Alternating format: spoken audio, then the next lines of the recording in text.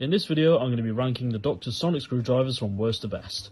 I've decided not to include the 6th Doctor's sonic lads, as it isn't really a screwdriver in my opinion, and nor am I going to count River's sonic screwdriver, even though I do really like that design. I also won't be including the Dark Eyes sonic, as this video is on the sonics that we see in the TV series. So without any further ado, let's begin. At number 10, we have the 5th Doctor Sonic. There's nothing actually bad about this Sonic, as it is just the same as the 4th Doctor Sonic with a few minor differences. It did go through a couple of repaints after its original coating started to wear off. The two stories where it needed a repaint were The Keeper of Chargan and Castrovalva. I actually quite like the fact that the Doctor had his sonic screwdriver destroyed in the Visitation, which would mean that the writers had to come up with ways in which the Doctor could escape without his sonic screwdriver. It's quite a sad moment actually, as the 5th Doctor describes the Sonic's destruction as like losing an old friend. At number 9 we have the 13th Doctor Sonic. Now when I first saw this design I just thought, what the hell have they done? But actually I don't think it's that bad. I do quite like the yellow lighting coming out of the casing, but I'm not too keen on the shape and the design.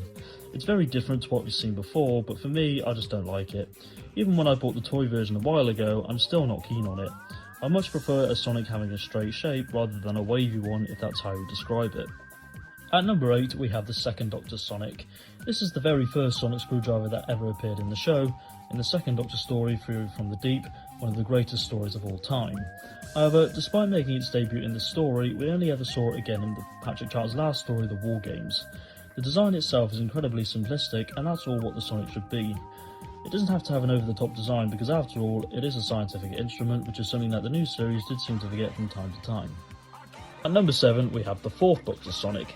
Now, as I've said before, there isn't much difference between the 4th and 5th Doctor Sonic screwdriver, but I thought I would include it in the list anyway, as it still does look quite cool, and does look a bit better without the ring you saw on the 5th Doctor Sonic. I don't really know what else I can say about this particular sonic screwdriver, but one thing I do like about this Sonic is the red emitter, as it is slightly different to the 3rd Doctor Sonic. At number 6 we have the 7th and 8th Doctor Sonic. Now don't forget that the 7th Doctor did appear in the TV movie, so in this case I'm just going to call this particular Sonic the 7th and 8th Doctor Sonic, even though we never actually saw the 7th Doctor use a sonic screwdriver during his tenure. There is a slight difference in this design to the previous Sonics, as this one has a flat base and its emitter resembles a red crystal in the shape of a bullet. The Sonic does have a slightly more stylistic appearance, but it's only a subtle change, which is something I do like about the classic Sonics. While a lot of them do look the same, they didn't really change that much over the years. At number 5 we have the War Doctor Sonic. What makes this Sonic interesting is that it only appeared in the 50th anniversary special. One of the reasons I like the sonic screwdriver is that it blends in with the classic and new designs, much like the War Doctor himself. It's essentially an upgraded version of the 8th Doctor Sonic, but the emitter lights up. We only see this screwdriver once, so it's hard to talk about it in great detail, but the idea of blending in with the old with the new really reflects this design. One thing I will say is that the War Doctor is a bit of a hypocrite, as we see him having a go at the 11th and 10th Doctors for constantly pointing their Sonics, but then in a later scene during the Time War, we actually see the War Doctor pointing his own Sonic. It's only a nitpick, but it's sometimes fun to point these things out. At number 4 we have the 11th Doctor Sonic. There's something about this Sonic that I really like, but at the same time there's also something that I don't like about it. I can't quite put my finger on it as to why, but one of the reasons I like the Sonic is the quirky design, and that suits the 11th Doctor really well. I know I said before that I do like the simplicity of the classic screwdrivers, but I absolutely love the green light that comes out at the end, as it's quite a nice contrast to the 9th and 10th Doctor Sonic. One of my main problems I do have with this Sonic is not to do with the design itself, but more to do with the way the 11th Doctor uses it. For example, in the Rings of Akaten, he uses it like a bloody magic wand from Harry Potter, so he may as well have just shouted Expelliarmus at that point. At number 3 we have the 3rd Doctor Sonic. This is my favourite classic sonic screwdriver, and that's probably because of how elaborate the design is. I just love the black and yellow stripes and the red trim at the top. Now, one could argue it looks more like a toy when you see the 3rd Doctor use it, but personally it's the way he uses it that makes it more like a genuine scientific tool. For example, in the 3rd Doctor story The Sea Devils, you see the Doctor use one of the Sonic's features for one of its different functions.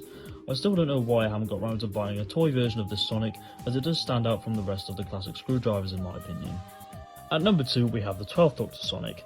Now I know the 12th Doctor did use the 11th Doctor's Sonic for Series 8, but in my opinion that Sonic only suited Matt Smith's Doctor, and the reason why I say this is because seeing the 12th Doctor use a Sonic that belonged to an incredibly bubbly Doctor just seems so weird.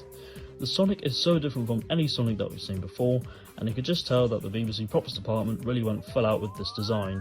The design itself looks quite complicated, and when I first saw it I thought it looked a bit too busy and over the top, but as time went on I really grew to love this Sonic. At number 1 we have the 9th and 10th Doctor Sonic.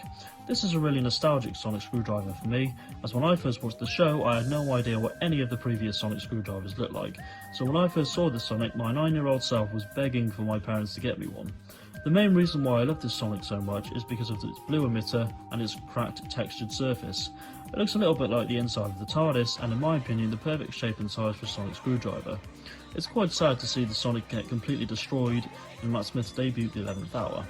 So that is my Doctor Who Sonic screwdriver ranking. Thank you so much for watching this video, and don't forget to comment down below and tell me what your favourite Sonic screwdrivers are.